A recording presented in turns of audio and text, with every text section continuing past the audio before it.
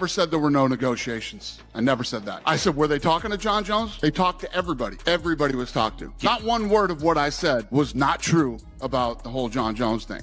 And how many times have I sat up here and said, he's not fighting at the White House? Have you guys not all seen the video of the dude with the meta glasses on when he didn't know he was being filmed, telling them that his hips are shot and he needs hip replacement? Did you not see the videos of him running on the flag football game? And what did I say that wasn't true? Jon's the greatest of all time. No way in hell Jon Jones is going to be booked for the White House card.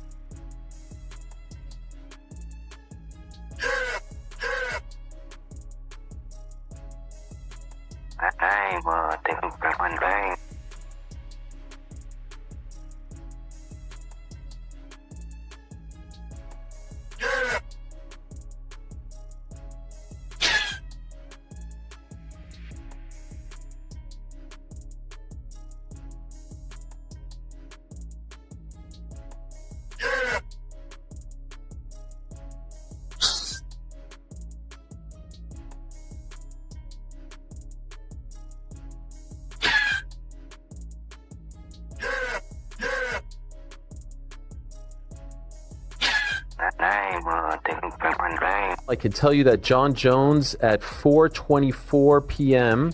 posted on X that he would like to be released from the UFC.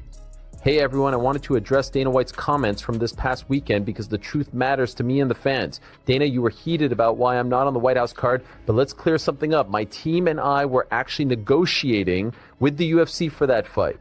Real negotiations. I even came down from my original number, and what it was I offered in return, I was lowballed. Yes, I have arthritis in my hip and it's painful, but that doesn't mean I can't fight. So let me get this straight. If I had accepted the lowball offer, suddenly my hip would be fine and I'd be on the White House card. That doesn't make sense. I even received stem cell treatment last week to get ready for the White House card, and training camp was scheduled to start today. I was preparing to be ready. I understand business deals fall through sometimes, but going out publicly and saying things that aren't true isn't right. After everything I've given to the UFC, the years, the title defenses, the fights, hearing that I'm done is disappointing, especially when, as of recently as Friday, UFC was calling me trying to get me on that White House card for a much lower number. If the UFC truly feels like I'm done, then I respectfully ask to be released from my contract today. No more spins, no more games. Thank you to the real fans who know what's up. Bones out. So, back to back, you have a tweet from Ronda Rousey, who's one of the faces of the UFC, saying, F you. And then you have Jon Jones, who I appreciate, backed up everything I said around 3 hours ago, saying we were negotiating. I was lowballed, meaning he believes he was lowballed. And if you don't want me to fight for you, if you don't think I can fight. Opposite, but here's the cold hard truth. If Jon Jones's demands are not being met for the biggest fight in history, they're not going to be met for the biggest fight in history. Let me start by making something really clear from the jump. According to one version of this story, there were 0 negotiations taking place between Jon Jones and the UFC about this White House card situation. But that detail is going to matter a lot as we dig into what actually happened here. So grimy, when the real answer is like, dude, just pay the money. Pay the money. You're spending $60 million to hold him in at the White House. We know why. Just pay it. Make something good happen. Or something that the fans want to see. And okay, so Jon Jones and Dana White just got thrown into the middle of this massive public feud, and I'm not exaggerating when I say this thing has blown up into one of the hottest debates in MMA right now. Everything started when Dana came out publicly saying Jones was never actually in consideration for the White House card, like it wasn't even a real possibility they were exploring. That's when Jones decided to clap back hard on social media, holding nothing back. He's claiming negotiations were definitely happening, they were completely real, and the whole thing collapsed purely because of financial disagreements, not because he was being ignored. So now we have 2 totally conflicting stories being told in front of everyone, and MMA fans are stuck trying to decode who's being honest about what went down in those private meetings. Dana, you talked about you don't want to say what fight fell out, which is fair enough, but there is obviously... Well, there's weird circumstances around it that we probably shouldn't talk about. Okay. There is speculation, of course, that it's Jon Jones. No, it's not. Was Jon Never, ever, ever, which I told you guys 100,000 times, was Jon Jones even remotely in my mind to fight at the White House. I wouldn't. First of all, I've told you why I wouldn't do it. And number two, some guy with meta glasses on filmed him talking about his hips, that his hips are so bad. And I don't know if you guys saw that flag football game where he can barely run. Jon Jones he retired because of his hips. He's got arthritis in his hips. Apparently he's been doctors say he should have hip. But Dana decided to break down his perspective with some pretty detailed explanations. And one thing he kept emphasizing was that he had repeatedly stated in public that this Jones fight simply wasn't going to happen. This wasn't him dropping some bombshell news out of nowhere. A major factor he kept coming back to was Jon Jones's current physical state. And we're not talking about small aches and pains here. Dana got quite specific about how deteriorated Jones's hips have become, mentioning that medical professionals have actually recommended hip replacement surgery, which is obviously a serious surgical intervention we're discussing. He even referenced recent video footage he'd seen of Jones attempting to move around, and according to Dana, it looked concerning. He specifically called out a flag football game where Jones could barely manage to run properly, like his movement was visibly limited in a way anyone could notice on camera.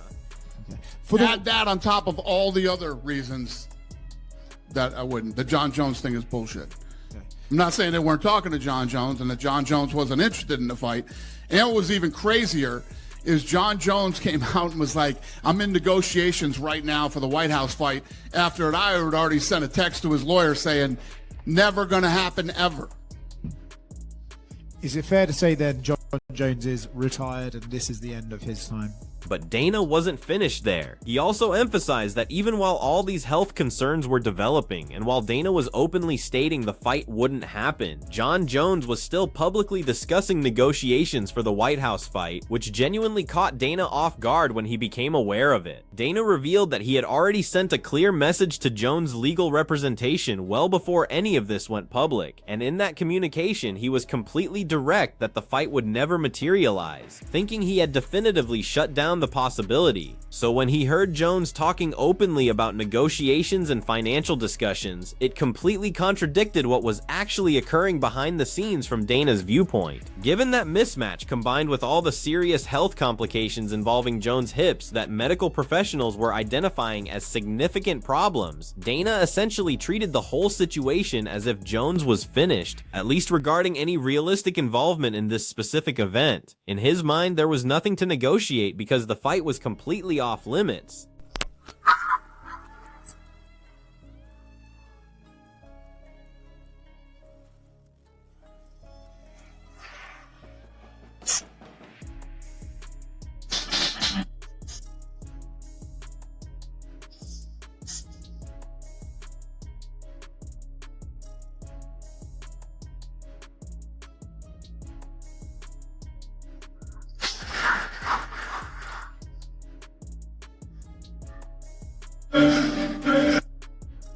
Jon Jones wasn't about to stay quiet after that. He fired back quickly once Dana White made his public statements about Jones not being part of the White House card, and his version painted a completely different picture of the reality. Jon Jones came forward saying the situation was absolutely not as clear-cut or simple as Dana was presenting it. He declared very directly that his team was actually engaged in legitimate discussions with the UFC about this exact fight, like these were real negotiations with actual substance. People were genuinely meeting and talking specific numbers. Jones continued by explaining that he had already made a substantial compromise by lowering his initial financial demand in a genuine effort to make this fight happen and push it over the line. But even after he reduced his asking price, the UFC returned with an offer that was significantly lower than what he had expected or believed was reasonable. According to Jon Jones, and this point is crucial, the issue was absolutely not that he was avoiding the fight or trying to duck competition. competition. The real issue from his standpoint was that he felt the offer he got from the UFC didn't reflect the genuine value he contributes to the organization, especially for an event as huge and significant as the White House card. He also directly confronted his hip problems that Dana had mentioned. Jones admitted that yes, he does deal with arthritis in his hip, and yes, it does create pain for him. He wasn't denying the medical facts, but he strongly rejected the notion that this condition meant he was no longer capable of competing at an elite level, or that he was essentially done as a professional fighter. Jones pushed even harder and revealed that if he had simply accepted the offer the UFC presented to him, no matter how inadequate he considered it, then suddenly his hip condition wouldn't have been treated as this enormous obstacle, and he would have been confirmed for the fight card without all this public controversy. Jones also made sure people understood that he had already been actively preparing to compete. He mentioned recently getting stem cell treatment for his hip, and he was fully planning to begin his training camp immediately because at that time he genuinely believed he had a legitimate chance of making the fight reality and participating in this historic event.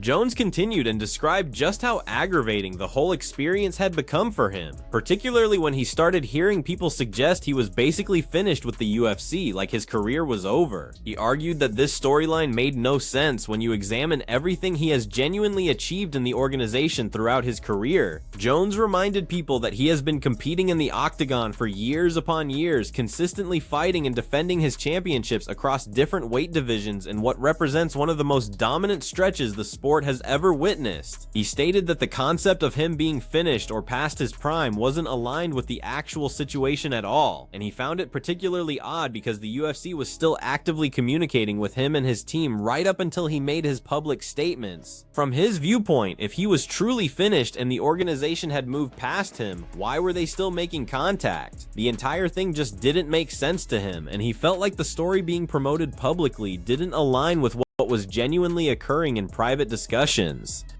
So that entire monologue that Dana just gave, the minute-long monologue, is full of contradictions. Number one, he says that part of the reason, and I remember I sat down with Dana and interviewed him, and he said Jon was not going to be a part of the card. He said that Jon was unreliable, that he had trepidation about putting Jon in a main event after the Tom Aspinall situation. If that is the reason, that's what Dana should have said, which I think it still is the reason that Dana doesn't want to put on a Jon Jones fight. It isn't because Jon has arthritis in his hips. I have seen Dana trot out Stipe Miocic at 40 plus and looking like dog shit for Jon Jones, as long as they can get out there. I've seen Dana allow Michael Bisping to fight with one eye for the back half of his career and become a champion with one eye. So I've seen fighters be compromised going into fights. I've seen Dana allow fighters to come in on 4 hours notice. Dan Ige, hello.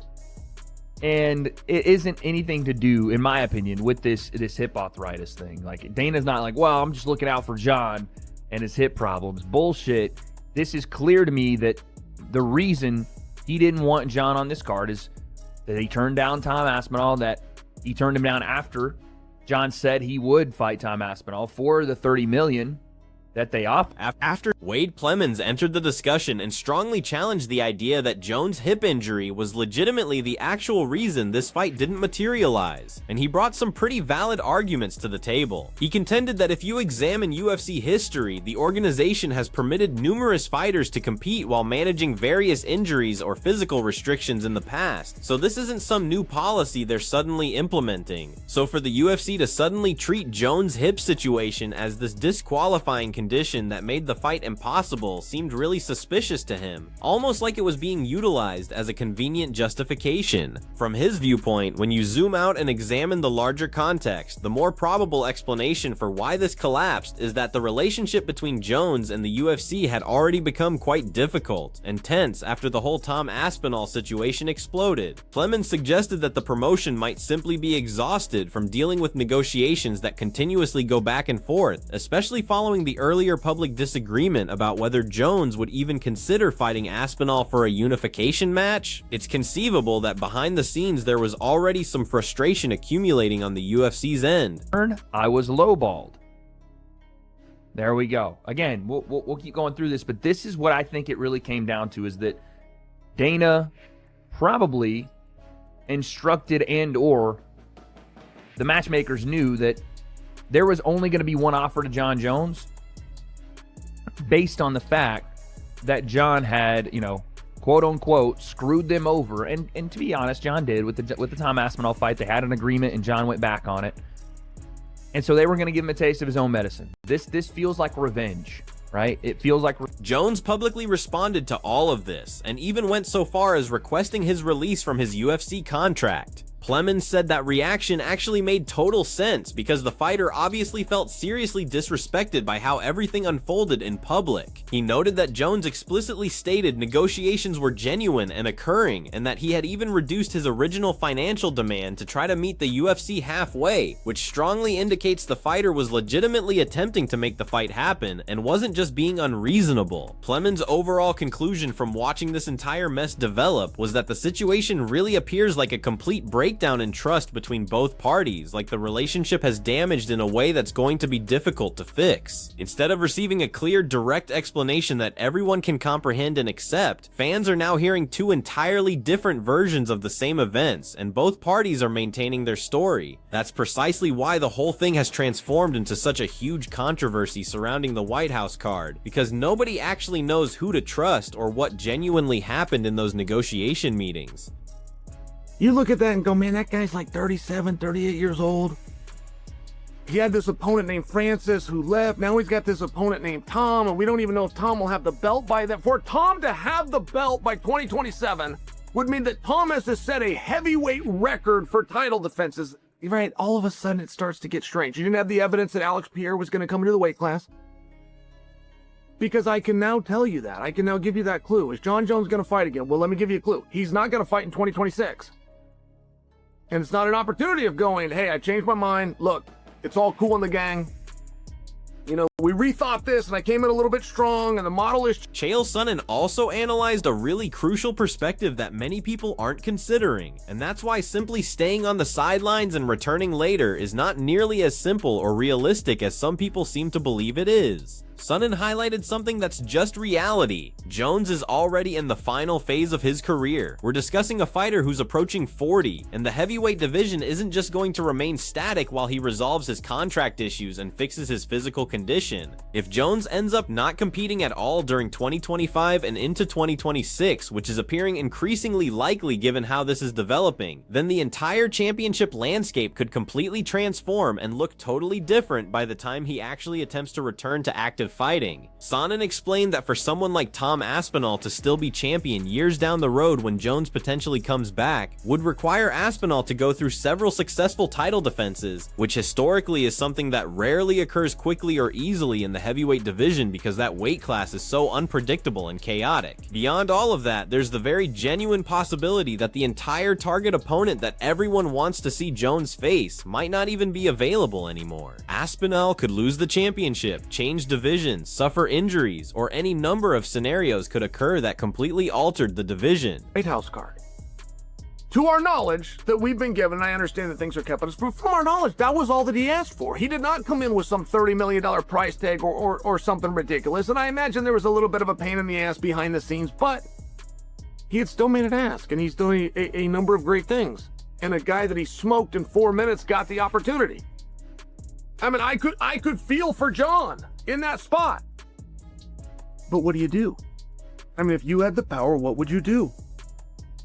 You're not going to put him in there against Tiavasa or Derek Lewis. You're not going to put him in there against Volkov.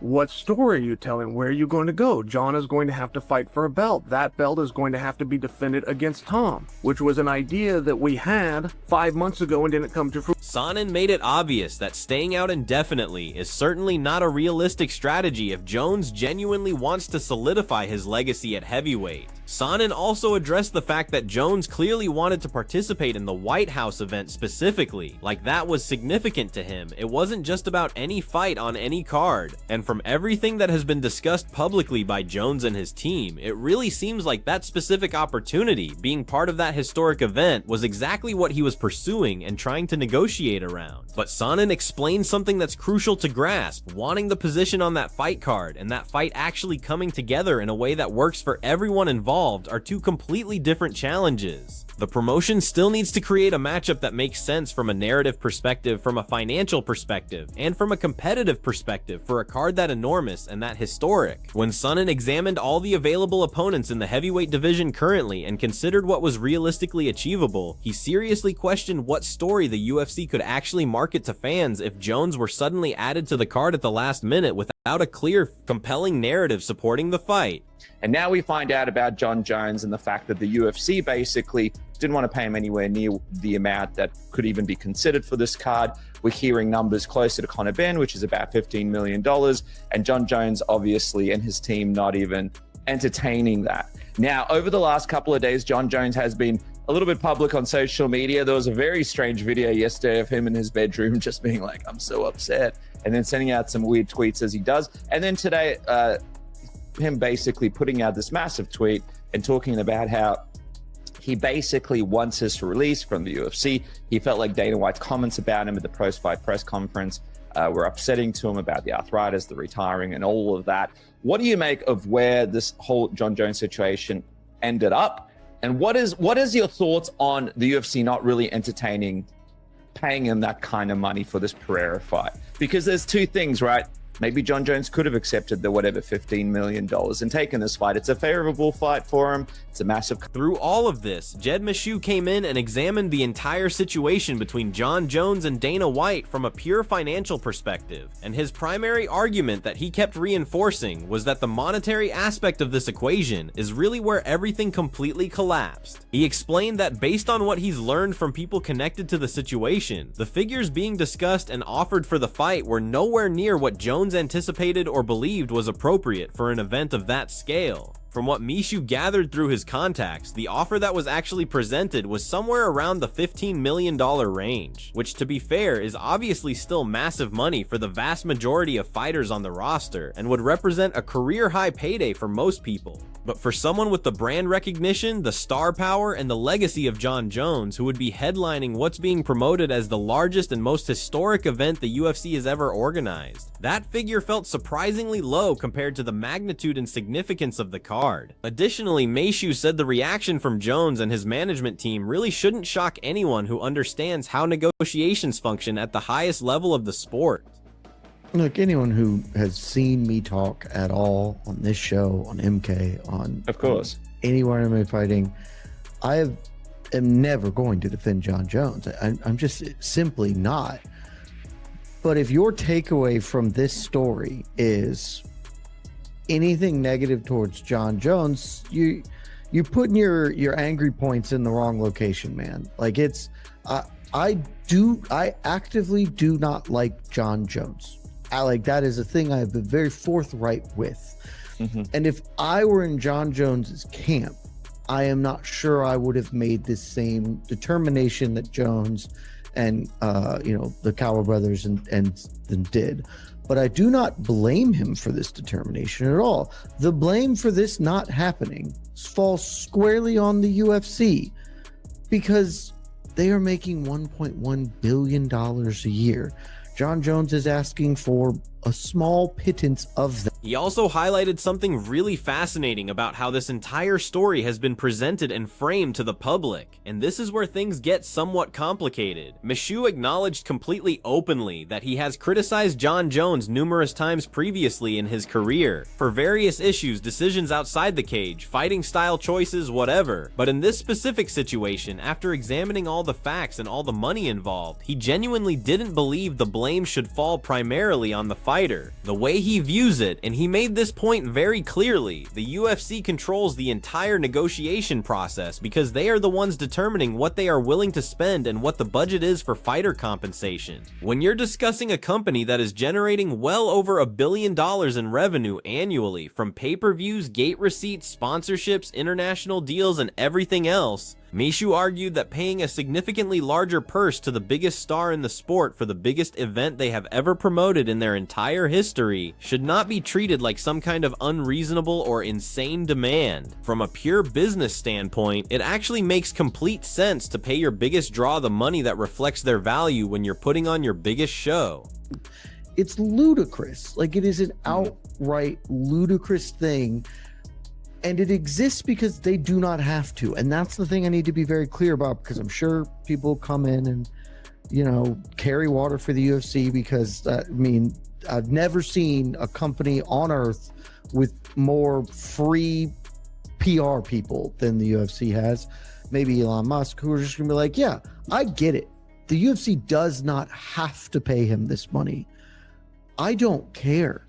I am not a UFC accountant. I am not a UFC shareholder. I don't frankly give a fuck about the UFC's business, and neither should you.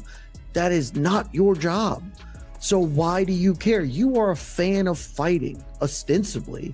And as a fan, I can be upset that the UFC has just decided they don't. So Meshu also specifically criticized the way the entire situation was presented and characterized afterward once the deal collapsed. When it became obvious that the fight was not going to happen, the public discussion and the narrative very quickly moved away from money and toward Jones's health issues, specifically focusing on whether he could even physically compete anymore because of his hip problems. Meshu felt quite strongly that this explanation, whether intentional or not, diverted attention from the real central issue, which was always the financial side of the negotiation and what the UFC was willing to pay versus what Jones believed he was worth. By making it about health and whether Jones could compete, it shifted the conversation entirely and made it appear like Jones was the problem instead of it being a disagreement about fair compensation. Right now, as we're discussing this, the situation between Jon Jones and Dana White still seems incredibly complicated and unresolved, and there's no obvious resolution on the horizon. One party is claiming the fight was never genuinely happening and was never seriously being considered, while the other party is insistent that negotiations were absolutely real and that the offer just wasn't even close to adequate or fair. What we know for sure is that a huge, historic fight that fans were extremely excited about never came together, and now people are seriously questioning and debating whether we have already witnessed the very last time Jon Jones will ever step into the UFC octagon, which would be a pretty wild way for one of the greatest careers in MMA history to conclude. The story is obviously not over yet, and there's probably going to be more developments as both parties continue to discuss this publicly. What's your take on this whole chaotic situation? Did the UFC lowball Jon Jones and disrespect what he brings to the organization, or was it actually reasonable for the company to move forward and not meet his financial demands? Drop your thoughts in the comments below, because this is the type of situation where everyone seems to have a passionate opinion one direction or the other.